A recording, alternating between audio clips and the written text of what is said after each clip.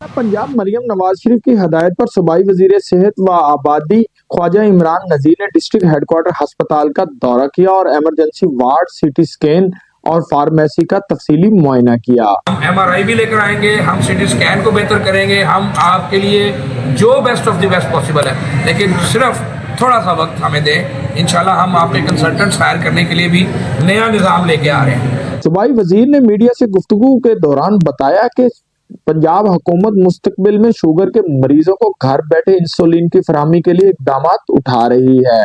उसके साथ इंसुलिन की घर बैठे फराहमी शुरू की जा रही है। जो मरीज यहाँ इंसुलिन लेने के लिए आते थे, उनको कतारों में भी लगना पड़ता था। अब इंशाल्लाह हम उनकी रजिस्ट्रेशन कर रहे हैं और मरियम नवाज शरीफ साहबा की हिदायत है कि इंसुलिन उनको उनके घर पर फराहम की जाए। सूबाई वजीर सेहत पंजाब ख्वाजा इमरान नजीर ने डिस्ट्रिक्ट अस्पताल में इंतजामात में बेहतरी लाने पर MSBHQ डॉक्टर मोहम्मद एहसन को शाबाश दी।